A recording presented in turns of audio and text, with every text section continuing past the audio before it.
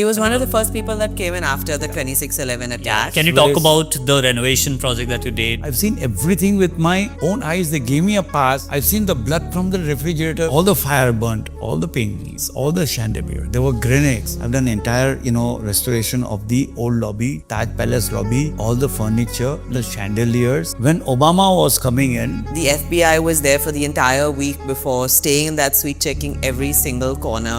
Even if we wanted some extra screws, the screws would come, and there was so much checking that would happen. The karigars were just like, what are we doing? they were the last people to go. Protocol was